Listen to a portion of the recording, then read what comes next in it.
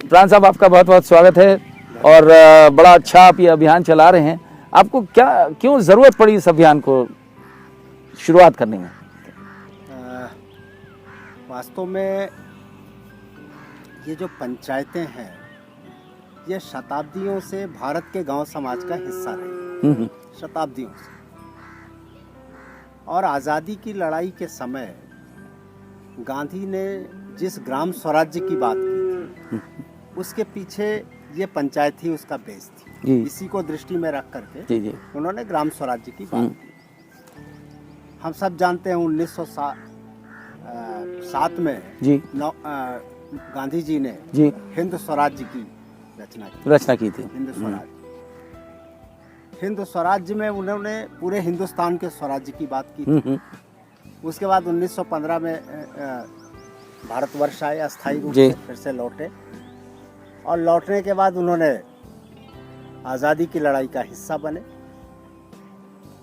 आम आदमी पहली बार आज़ादी की लड़ाई में जुड़ा पूरी तरह से उनके आने के बाद। तब उन्होंने उस पूरी आज़ादी की लड़ाई का मकसद ग्राम स्वराज्य को रखा।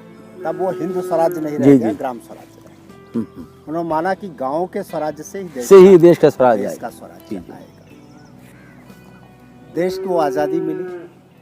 आज़ादी के बाद देश में विकास की योजनाएं चली, बहुत सारी चीज़ें हुई। लेकिन अचानक एक लंबे अरसे के बाद, आज़ादी के बाद 1988 में आकर के पहली बार किसी देश के प्रधानमंत्री ने बहुत खुले रूप से दो बातें कही। 88 में प्रधानमंत्री राजीव गांधी थे। जी। एक तो ये कहा कि ये सत्ता दलालों के हाथ में है। दूसरा उन्होंने कहा कि जो 100 रुपया दिल्ली से चलता है, 1 रुपया चलता है तो 15 पैसा गांव पहुंचता है, अर्थात 15 रुपया गांव पहुंचता है। इसीलिए उन्होंने समझा कि जरूरत है कि इन दोनों चीजों का जो विकल्प ढूंढा उन्होंने देखा कि ये पंचायती राज में है, कि अगर पंचायती राज यहाँ ठीक से लागू कर दिया जाए तो सत्ता की दलाली खत्म हो, सत्ता दलालों से मुक्त हो जाएगी और ये जो कमीशन खोरी है विकास कार्यक्रमों में वो रुक जाएगी। और इसीलिए उन्होंने नए पंचायती राज की स्थापना की। जी। और उस समय से ये अध्ययन का विषय बना हम जैसे लोगों का। लेकिन आपको क्या लगता है इन 25 वर्षों में क्या हुआ है इस दिशा में?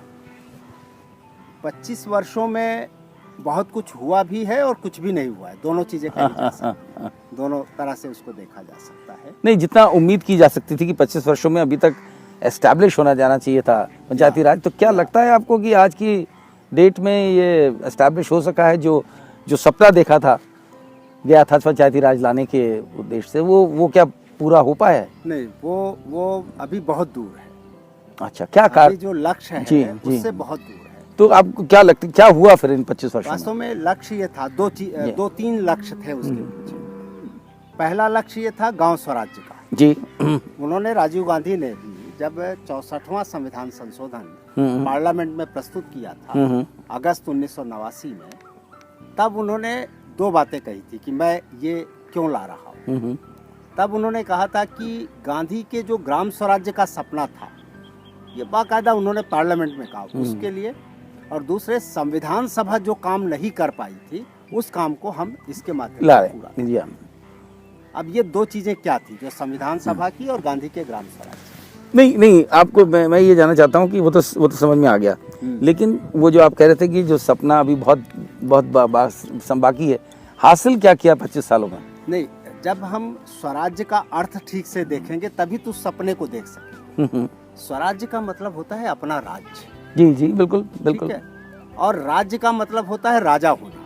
कहते हैं ना, जनता, और लोकतंत्र में राजा सरकार होती है, सरकार ही राजा होती है। सरकार कोई एक व्यक्ति नहीं होता, सरकार एक संस्था होती है, समूह होता है लोकतंत्र।